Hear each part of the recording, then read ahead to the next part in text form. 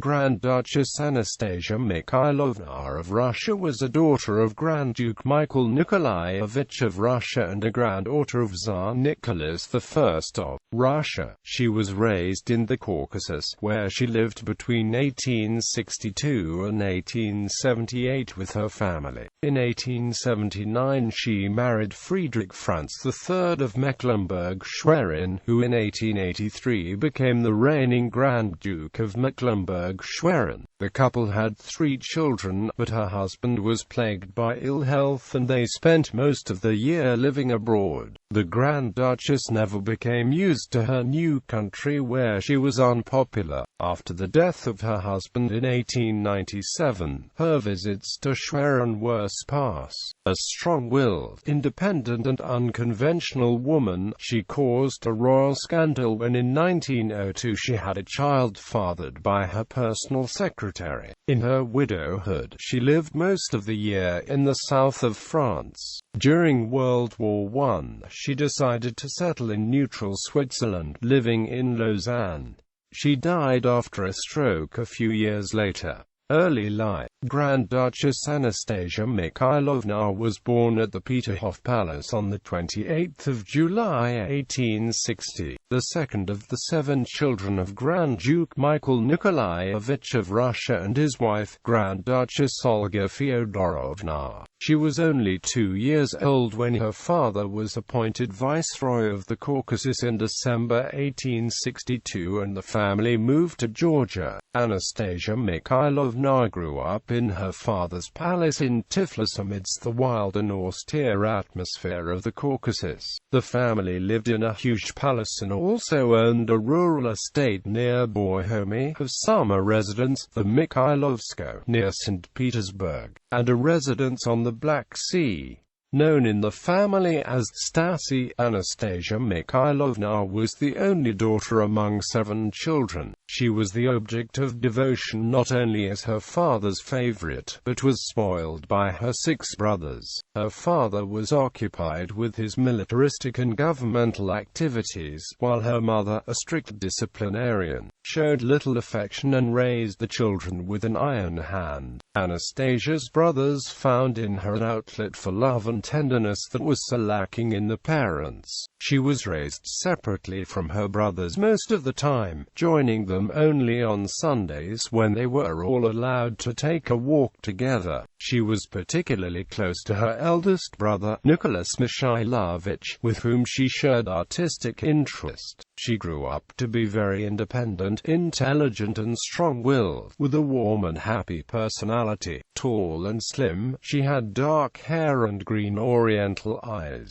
Her education centered in languages. She learned French, German, and English besides her native Russian. Marriage. In 1878, when Anastasia was not yet 18, her mother and Grand Duchess Maria Pavlovna, wife of Grand Duke Vladimir Alexandrovich, arranged her marriage with Maria's eldest brother, Friedrich Franz, hereditary Grand Duke of Mecklenburg-Schwerin. He was 27 years old and heir to the Grand Duchy of Mecklenburg-Schwerin in northern Germany. The grandmothers, Princesses Alexandrine and Charlotte of Prussia, were sisters, and Friedrich Franz was also a direct descendant of Tsar Paul I of Russia. In the spring of 1878, while Anastasia was visiting St. Petersburg with her mother, Prince Friedrich Franz, who was staying with his sister at the Vladimir Palace, asked her hand. He was rich, the heir of a German Grand Duchy and good-hearted, but had delicate health, suffered from asthma, a rash, and a weak heart. The engagement was resented by Anastasia's brothers, who did not want to be separated from her. Anastasia herself was not happy with her fiancé, appalled by his skin condition. He used to get periodic attacks of eczema on the face and body, which confined him into complete seclusion for long periods.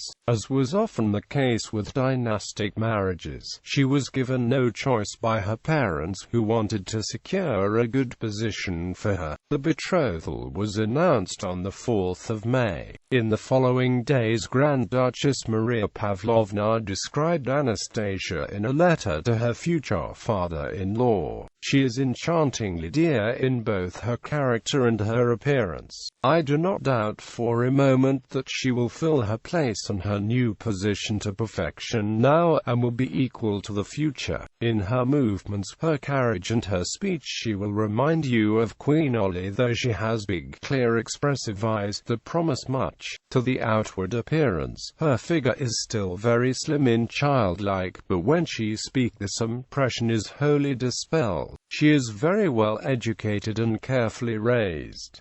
In October, Anastasia and her family traveled to St. Petersburg to prepare for the wedding. The marriage took place on the 24th of January 1879 in the Winter Palace, and she was given away by her uncle, Tsar Alexander II. There was first an Orthodox ceremony, and then a Protestant service. The wedding was a grand affair, and representatives of all the ruling houses of Europe attended. Schwerin. On the 8th of February 1879, Anastasia and Friedrich arrived in Schwerin. Her father-in-law, Friedrich Franz II, Grand Duke of Mecklenburg-Schwerin, was the reigning monarch of the Duchy of Mecklenburg-Schwerin and presided over a large family. The young couple settled in the Marienpalais Palais, but Anastasia was not allowed to arrange her apartments according to her own taste. She was homesick and found a strict and old-fashioned court and an oppressive atmosphere. Although her own mother was German, Anastasia Mikhailovna never overcame her dislike for her adopted country. The couple made brief visits to Baden-Baden and Berlin. Anastasia was soon pregnant, and her eldest child, Alexandrine, was born in December on the first year of her marriage. Shortly after, her husband's ill health forced them to travel to a warmer climate. In March 1880, Anastasia made her first visit to Russia since her marriage.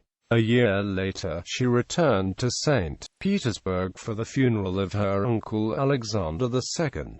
While there, her husband suffered one of his asthma attacks. His frail health allowed Anastasia the perfect excuse to spend as little time as possible in Schwerin. She traveled frequently, visiting her family in Russia and spending long sojourns abroad, looking for a warm climate for her husband's ailments. In southern Italy and France, they were living in Palermo when, in April 1882, a second child, Friedrich Franz, was born, Grand Duchess of Mecklenburg-Schwerin. In the spring of 1883, Anastasia and her husband were in Palermo at the death of her father-in-law on the 15th of April 1883.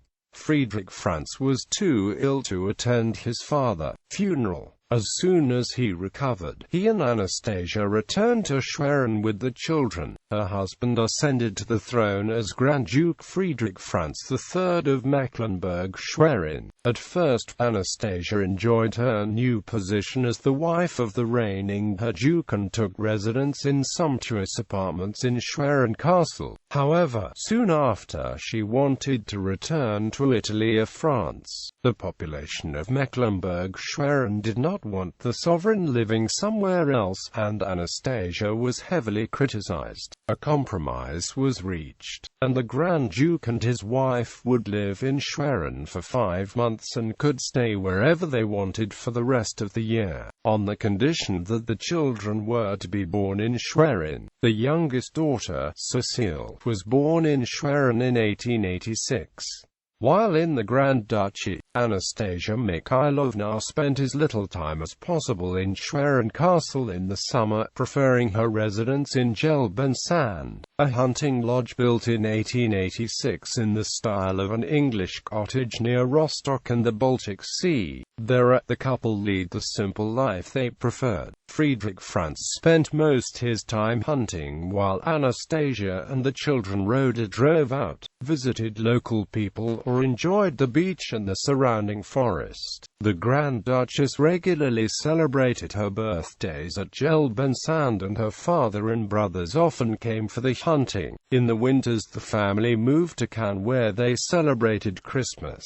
Between 1887 and 1889, her husband had constructed for her the Villa Wendon, a large Italian-style palace situated on the side of a mountain that dominated the Bay of Cannes. They lived there every year from November until May, stopping in Paris on the way back to Germany. Grand Duchess Anastasia brought up her children with simplicity and more freedom than she received from her parents, and would keep a close relationship with them. She spoke French to her husband and English with her children. She was a keen tennis player, with her own tennis court at the Villa Wendon. She loved Italian music, particularly the operas of Puccini, and the theatre. Her extant letters reveal a warm, caring person, who always seems to have been happy about life. She frequented many other European royals who stayed at the Riviera. Her parents and brothers were also frequent visitors.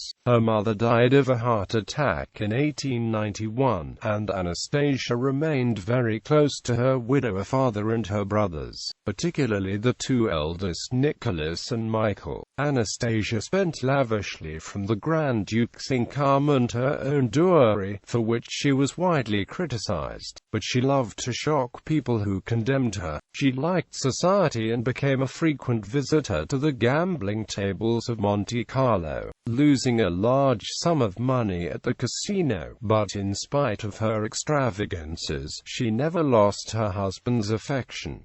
Dowager Grand Duchess. In the winter of 1896 to 1897, the health of Grand Duke Friedrich Franz deteriorated. In the spring, Anastasia took her husband to Grasse in the hope that the change of location might initiate a recovery. It was during this time that their eldest daughter, Alexandrine, was engaged to the Danish Crown Prince, who later became King Christian X of Denmark. A few weeks later, at the beginning of April, Anastasia returned with her husband to Villa Wendon. Anticipating the worst, she sent for the son, who was studying in Dresden. On April 10, while the family and household were at dinner, a coachman found Grand Duke Friedrich Franz unconscious at the bottom of the villa's 25-foot-high retaining wall on the road below the rose-festoon parapet, which encircled the villa's garden. He had jumped in an attempt to end his life. He was carried back to the villa, where he finally died. The official report was that the sick Duke, gasping for air, had gone to the balcony, falling down over the railing accidentally. The Grand Duchess and her two elder children took the body back to Mecklenburg for the funeral. She was resented by her family-in-law and was so unpopular in Schwerin that she was suspected of killing him. Anastasia seemed to have mourned her husband sincerely, telling her lady-in-waiting, "I have lost my best friend." At her husband's death, Anastasia inherited all his private property, the Villa Wendon and Jelbensand, even though this palace should have been passed to her 15-year-old son, who became Friedrich Franz IV under the regency of his uncle Duke Johann Albrecht until 1901, when he came of age. Once the mourning period passed, in July 1897, Anastasia took her eldest daughter, Alexandrine, to Denmark to meet the Danish Crown Prince's family in private. On her insistence, the wedding, on the 26th of April 1898, took place neither in Schwerin nor in Denmark, but in the Villa Wendon in Cannes. Royal scandal. Grand Duchess Anastasia was only 36 years old when she became a widow. From then on, she rarely visited Schwerin, always staying at Jelbensand. She preferred to live in the Riviera or to travel to St. Petersburg, Paris, or England. While remaining very attached to her family, her thirst for living, strong personality, and spirit of independence caused a lot to talk about. The Grand Duchess kept a small apartment in Paris, where she led the life of the rich and beautiful, going to parties looking wildly for distractions. She also gambled heavily at Monte Carlo. Fascinated by her, the croupiers would roll the ball intentionally into her favorite section of the roulette wheel, to increase her chances of winning. To her many hobbies, she added motoring and clay pigeon shooting. Anastasia started an affair with her personal secretary, Vladimir Alexandrovich Paltov, and became pregnant by her lover. At first she pretended that her swelling was the result of a tumor. When the time came to deliver, she claimed she had contracted chickenpox, for which she had to be quarantined. Her illegitimate son, Alexis Louis Mawenden, was born in Nice on the 23rd of December 1902. The name de Wenden was granted by King Christian IX of Denmark after Anastasia's villa. She did bring up her illegitimate son herself. When later he was sent to study in a boarding school in Normandy, she wrote to him every day. Grand Duchess Anastasia, although close to her son, Friedrich Franz IV, found him willful and humorless. She encouraged him to marry young. On June 7, 1903, he married Princess Alexandra of Hanover. Anastasia was very unpopular in Germany due to her French sympathies. Kaiser Wilhelm II of Germany particularly disliked her, but Cecile, her youngest daughter, attracted the attention of Wilhelm's eldest son, Wilhelm, German crown prince during Friedrich Franz IV's wedding celebrations. They got married on the 6th of June 1905. Anastasia was allowed to come to the court of Berlin only twice, first for the wedding and later when the first son of this marriage was born. She was advised never to live near her daughter. Anastasia's father, Grand Duke Michael Nicolaievich of Russia, had a stroke years earlier and moved to live near her in the south of France. Upon his death in 1909, she inherited immense wealth. In the first decade of the 20th century, the Grand Duchess occupied herself visiting her relatives, her children, growing number of her children and her hobbies, reading, going to parties and the gambling tables in nearby Monte Carlo. Always the eccentric one, contemporary described her as completely indifferent to anything but her own desires. Prince Felix Yusupov, who married her niece, Princess Irina of Russia, met Grand Duchess Anastasia Mikhailovna in Paris in 1913, describing her in his memoirs. Although she was well over 40, she had lost none of her high spirits. She was kind and affectionate, but her eccentric and despotic nature made her rather formidable. When she heard that I was going to marry her niece, she took me in hand. For that day my life was no longer my own.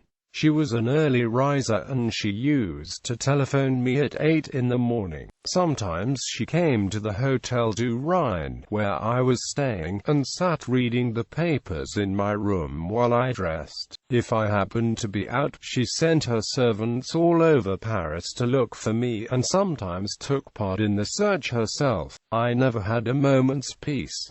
I had to lunch, dine, go to the theater and supper with her almost every day. She usually slept through the first act of a play, and then woke up with a start to declare that the performance was stupid and that she wished to go somewhere else. We often changed theaters 2 or 3 times in one evening. As she felt the cold, she made her footman sit on a chair at the door of her box, holding a small traveling bag filled with shawls, scarves and furs. All these objects were numbered. If by chance she was awake and felt a draught, she would ask me to bring her such a number. I could have put up with all this, but unfortunately she had a passion for dancing. At midnight, now wide awake, she would drag me to a nightclub where she danced till dawn. Quote, the diplomat Maurice Palaiolog wrote on the 14th of October 1913, although she is 53, she lives openly with an Argentinian blackguard, dances at Magic City with all comers till 2 in the morning and associates with the scum of the aerodromes. last years. In the summer of 1914, just before World War I broke out, Grand Duchess Anastasia visited her brother, Grand Duke Michael Mikhailovich of Russia, and his family in England. When many eagerly greeted the outbreak of war after the Austrian ultimatum, she wrote to Tsar Nicholas II, "I hope that the war will not happen and that we even can say, perhaps in a few days, we'll all be together again." The conflict split her family. Her son was a reigning prince in Germany and her younger daughter was the Kaiser's daughter-in-law. In the opposite side, her brothers in Russia were fighting to defeat the Central Powers.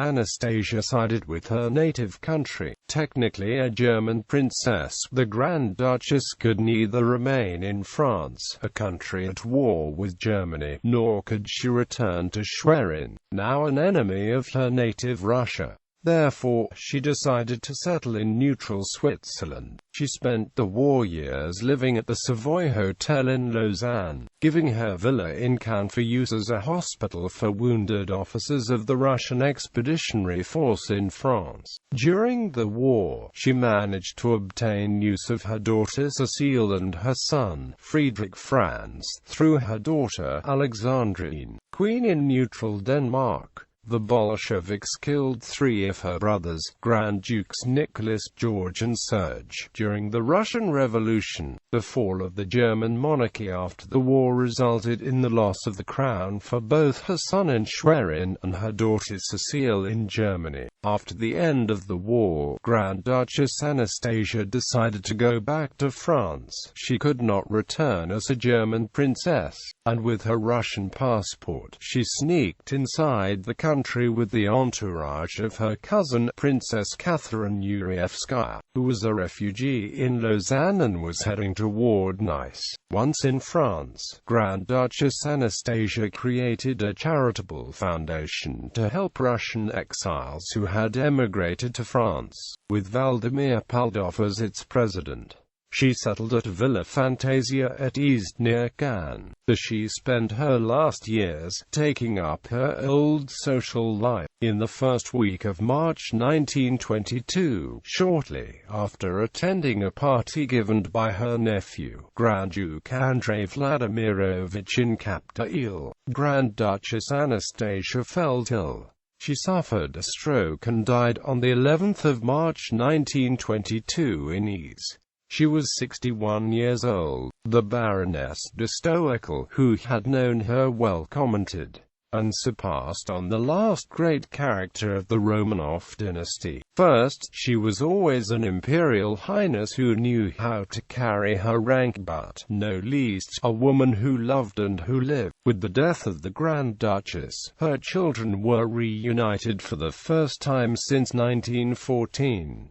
Her natural son, Alexis Louis Mawenden, remained in France. She was buried beside her husband in Ludwigslust. Among her direct descendants are Queen Margaret II of Denmark and Prince George Friedrich of Prussia, head of the House of Hohenzollern. The male line of the House of Mecklenburg-Schwerin died out with her grandson, hereditary Grand Duke Friedrich Franz, in 2001. Children: Grand Duchess Anastasia Mikhailovna and her husband, Friedrich Franz III, Grand Duke of Mecklenburg-Schwerin, had 3 children. Duchess Alexandrine of Mecklenburg-Schwerin. She married King Christian X of Denmark on the 26th of April 1898.